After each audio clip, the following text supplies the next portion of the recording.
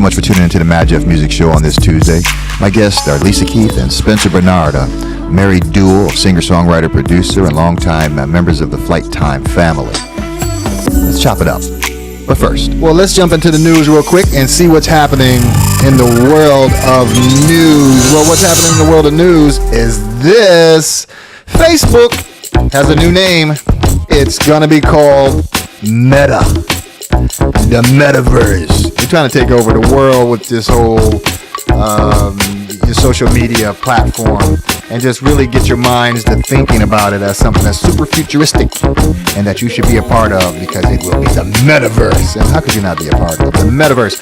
Well, there's only one small hiccup in all of this for Mr. Zuckerberg, and that is that these two fellas right here, Zach Shuck and Joe Darger, they already own the name, bruh. They already own the name Meta. And I think they probably would be willing to sell it to Zuckerberg for a price. And I'd be interested to know what that price would be. How much does something cost in the metaverse?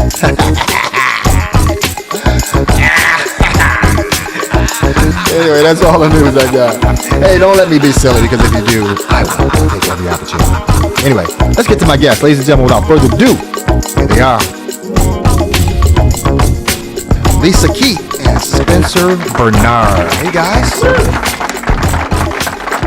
Welcome to the show. And it's so great to see you guys. Yeah, nice to see you too, Jeff. Yes, so good to see you, Jeff. Thank you so much. Just so kind to say that. Where you guys been? First of all, you haven't aged at all. You look the same. Well, Spencer's a little bit older looking, more mature, but Lisa, you still look as beautiful as you did the last time I saw you. Nice. It has been decades now. Awesome. That's awesome. We're preserved. It's that Minneapolis snow that I was exposed to briefly, but then you know a little bit more about that. Yeah. So what's been going on, guys? How's life?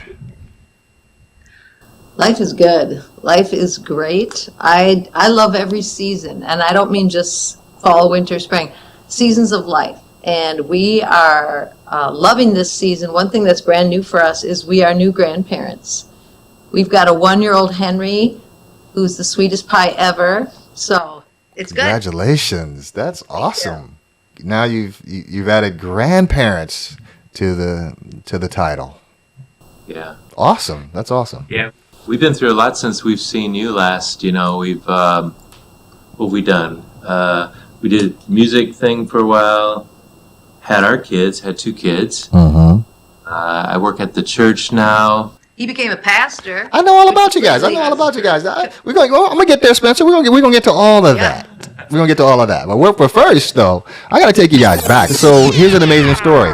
When I first arrived at Flyte Tyme in '89 or so, I heard background vocals that were coming out of the studio, and I was just dying to know who this singer was. And I was really surprised to find out that it was your lovely wife, Lisa, here doing those backgrounds. So in the studio with Jam&Lewis for years. Yes. Oh.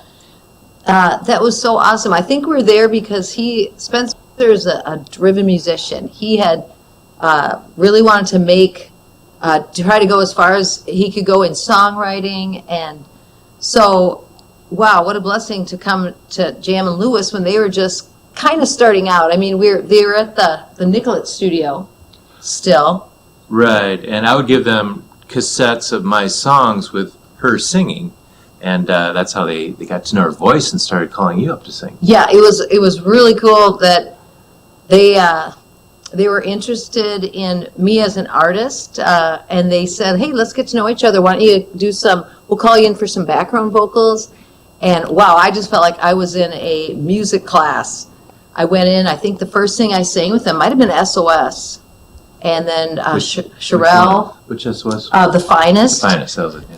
Oh, and it was so fun to sing with them. I mean, it was just, I learned so much about harmony. They love those close malts in the chorus, and a lot of ad-libbing, which I really love doing, which I learned from Spencer, actually, on his demos. I really did a lot of ad-libbing, so I felt kind of ready, but also just learned so much from Jam&Lewis. Yeah, they put like between 10 and 20 of you on a song, right? Well, they'd always quad. Jeff, you probably quad each part. Oh, yeah. And You record 4 times over the same part. Yeah, I think Jeff knows that, but no. Yeah, for sure, definitely. A lot of malting, a lot of trying to thicken it up, but you had such an ability to do lush vocals that to have as many as possible and spread them out, it was a win-win scenario, for real. Yeah, well, I've never heard myself like that. You know, I do like that sound of me, just a big sound like that. Oh, Alexander O'Neill. I love singing backgrounds for him. I sang on many of his albums. His Christmas album, one of my favorites, and yeah. Well, I'm going to say this because I love you, but you've been making black folks dance a long time, and they don't even know. They don't even know that's you on those vocals. That's why I wanted to bring you on the show. I was desperate to have you guys here because I want people to know all them soulful, dance steps you've been doing to the slide and whatever else has happened throughout those decades. That was Lisa on those hooks. Boom. But now, I know I wasn't in videos, so it would be my voice and they'd put whoever in the videos,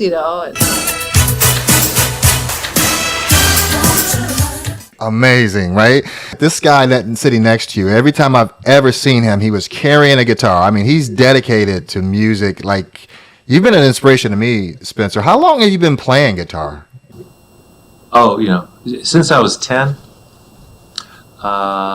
So guitar is my main instrument, then I kind of messed around a few other things too. It's funny, at Flyte Tyme I was either carrying a guitar in or I was carrying a computer in. That was also my role in the early days, I used to work with Jelly Bean, and I would take his ideas and record them on a computer, and the computer would help us get the parts down and stuff.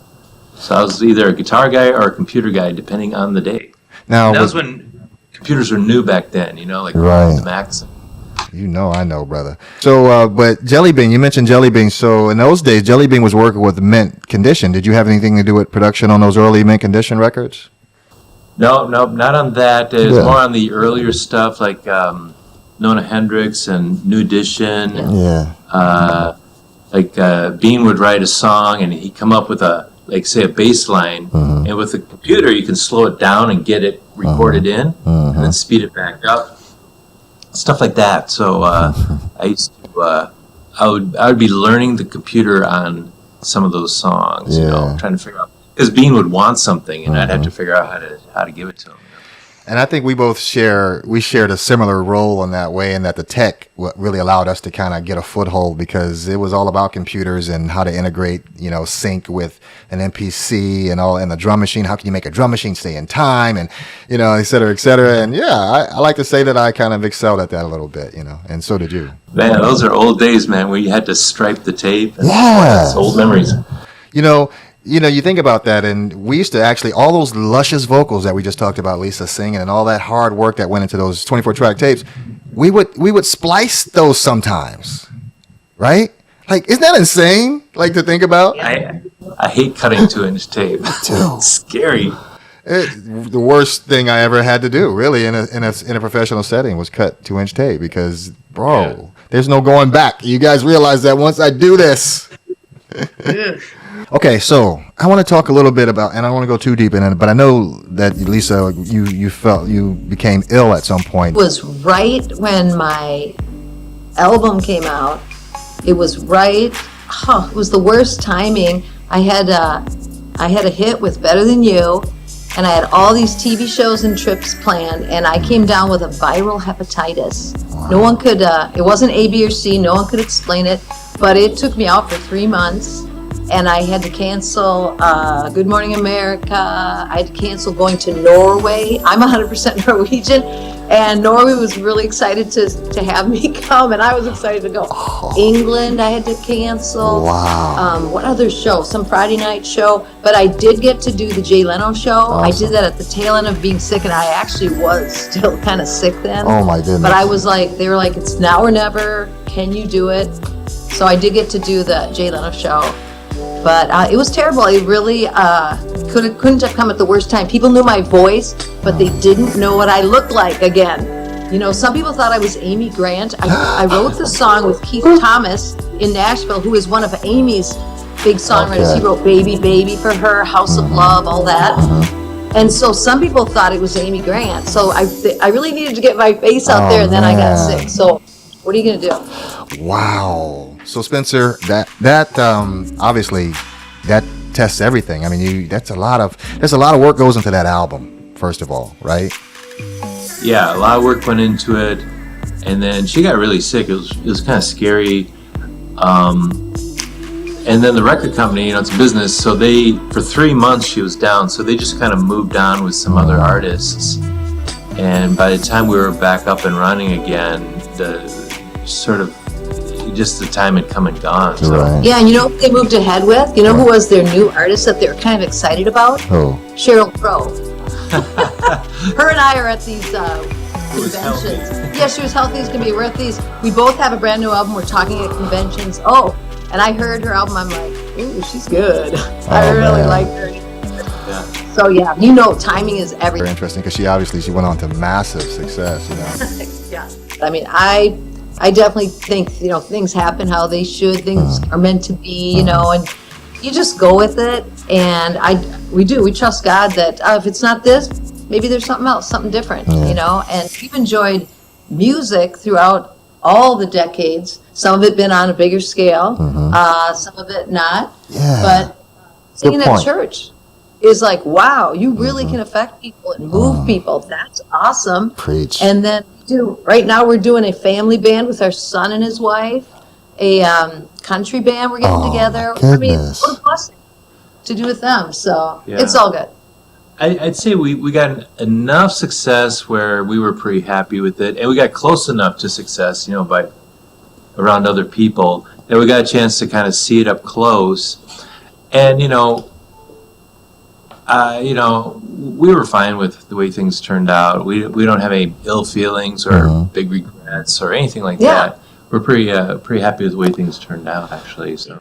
Yeah, I mean, you guys are blessed. So, I mean, Lisa made a really good point a second ago, and that is that, the success level, that dream was here at one point, but then it continued. The instruments still played. They still played. Yeah, they still work. They still work. So you can do that like your entire life. You can still be making music, and you're doing it in the church, affecting people, and that's such a positive thing. It really is, man. Awesome. And now, speaking of the church, Spencer, you've become a pastor, I understand? In your mature age? I was a music director at our church, and I was happy doing that. And what happened? You got the call. I got the call, and one day, I just tried. They had me fill in on a Sunday preaching, and it went pretty well, and it seemed like that was something that I was supposed to do, and I've been doing it ever since. I was pretty surprised when he told me, I think I'm supposed to be a pastor. I'm like, what? I mean, I thought we're musicians. I thought we kind of had our trajectory, but I was like, great, go for it, do it, And that's incredible.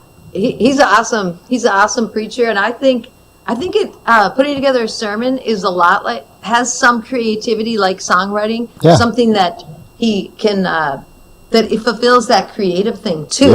And then doing it, and again, same with singing in church, preaching in church. You can just really help people, move people. Let me ask you this, Spencer: do you actually do sermons where you're holding the guitar?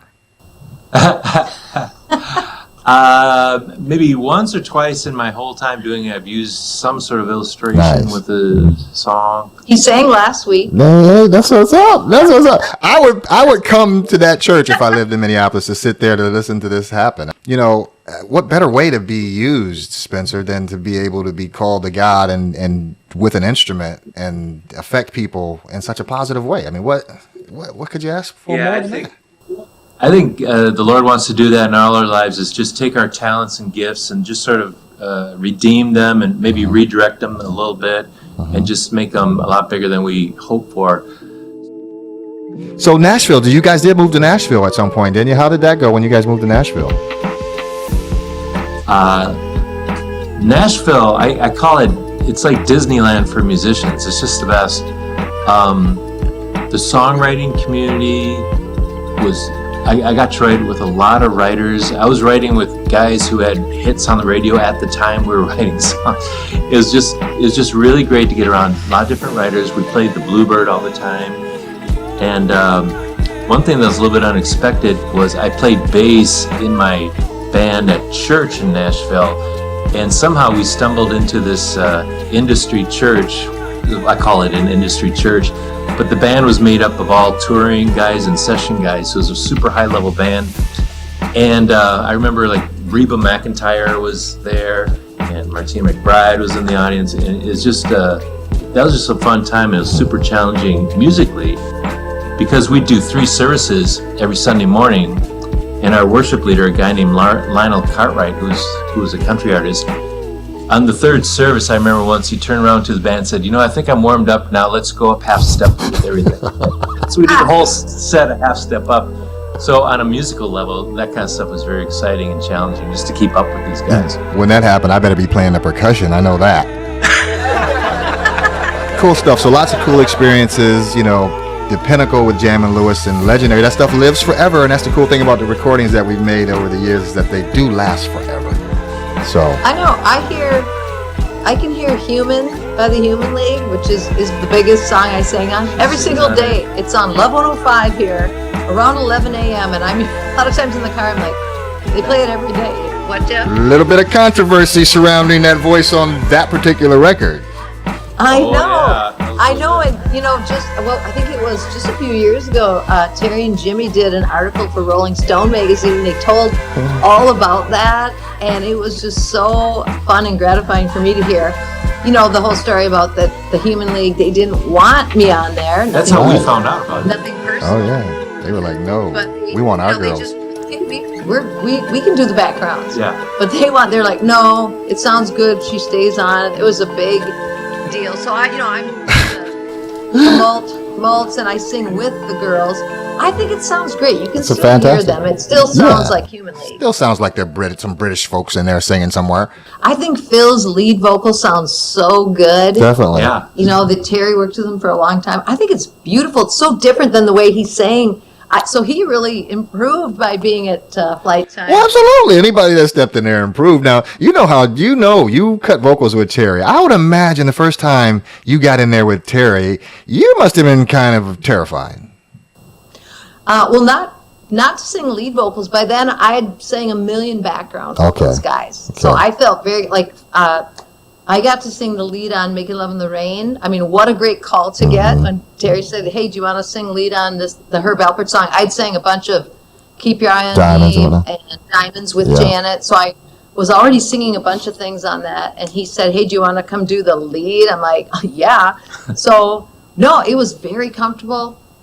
I know how they work, and I thought it sounded great. And again, a lot of people think it's Janet the whole way through because they left the backgrounds. And you probably have heard that Janet originally did record the whole song, but her management or the record company, someone thought she had too many hits. You know how that is. Too many hits that she's getting overexposed. So they said, let's take her off that song. So that's why I got to the lead, but they left her backgrounds were already done on the chorus. So it's her and I both on the chorus, me on the verses. So Janet sang "Making Love in the Rain" first? Yeah. Oh. I think so. I mean, I guess I don't know for sure if she got the lead vocal done, but that's why she's even on the chorus.